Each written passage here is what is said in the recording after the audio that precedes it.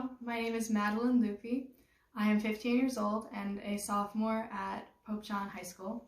I am a film actress. I've been in 60 plus short and feature films, and I've been nominated for the Young Artist Awards 5 times.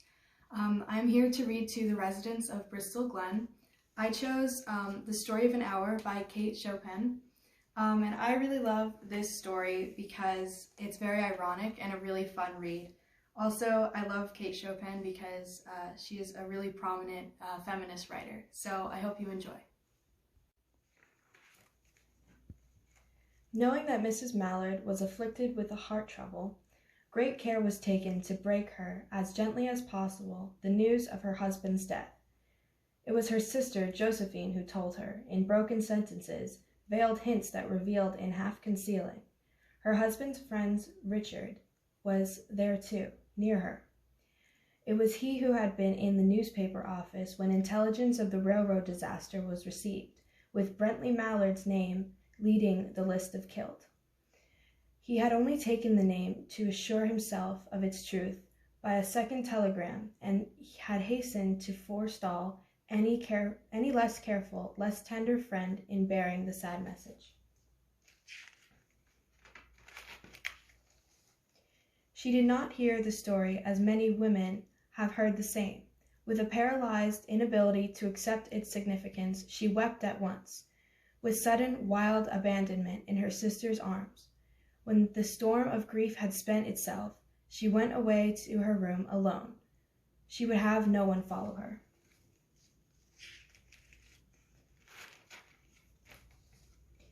She sat with her head thrown back upon the cushion of the chair, quite motionless, except when a sob came up into her throat and shook her, as a child who has cried itself to sleep continues to sob in its dreams. She was young, with a fair, calm face, whose lines bespoke repression and even a certain strength. But now there was a dull stare in her eyes, whose gaze was fixed away off yonder on one of those patches of blue sky. It was not a glance of reflection, but rather indicated a suspension of intelligent thought.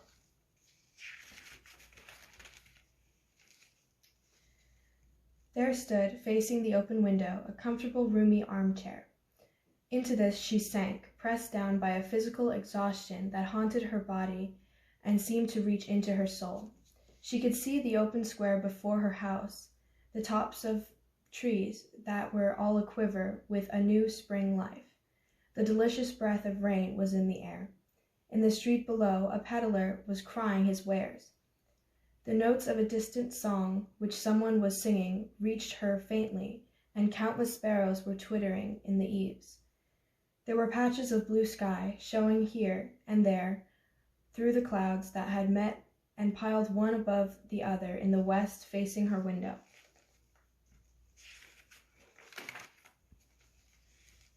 There was something coming to her, and she was waiting it fearfully. What was it? She did not know. It was too subtle and elusive to name. But she felt it, creeping out of the sky, reaching toward her through the sounds, the scents, the color that filled the air. Now her bosom rose and fell tumultuously. She was beginning to recognize this thing that was approaching to possess her, and she was striving to beat it back with her will, as powerless as her 2 white, slender hands would have been. When she abandoned herself, a little whispered word escaped her slightly parted lips. She said it over and over, under her breath. Free, free, free! The vacant stare and the look of terror that had followed it when it went from her eyes. They stayed keen and bright, her pulses beat fast, and the coursing blood warmed and relaxed every inch of her body.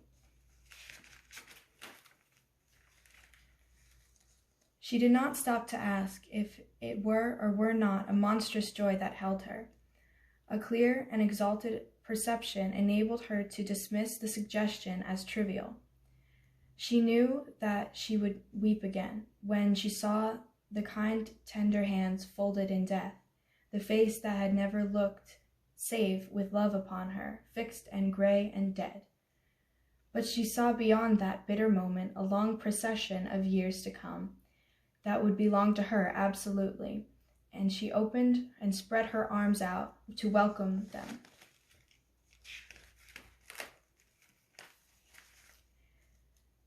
There would be no one to live for during those coming years. She would live for herself.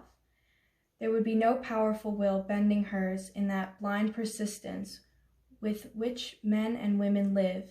They believe they have a right to impose a private will upon a fellow creature. A kind intention or cruel intention made the act seem no less a crime, as she looked upon it in that brief moment of illumination. And yet she had loved him, sometimes. Often she had not. What did it matter? What could love, the very unsolved mystery, count for in the face of this possession of self-assertion, which she suddenly recognized as the strongest impulse of her being? Free, body and soul, free. She kept whispering.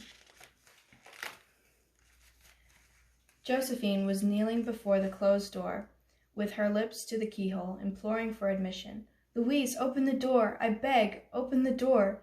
You will make yourself ill. What are you doing, Louise? For heaven's sake, open the door!" "Go away! I am not making myself ill." No, she was drinking in a very elixir of life through that open window.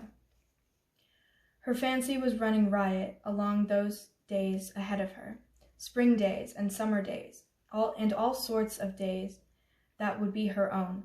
She breathed a quick prayer that life might be long. It was only yesterday she had thought with a shudder that life might be long. She arose at length and opened the door to her sister's importunities. There was a feverish triumph in her eyes, and she carried herself unwittingly like a goddess of victory. She clasped her sister's waist, and together they descended the stairs. Richard stood waiting for them at the bottom. Someone was opening the front door with a latchkey. It was Bentley Mallard who entered, a little travel-stained, composedly carrying his gripsack and umbrella. He had been far from the scene of the accident, and did not even know there had been one. He stood amazed at Josephine's piercing cry, at Richard's quick motion to screen him from the view of his wife.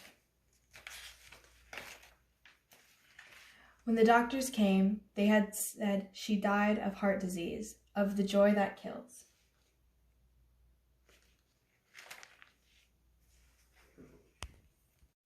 Thank you for listening. I hope you enjoyed.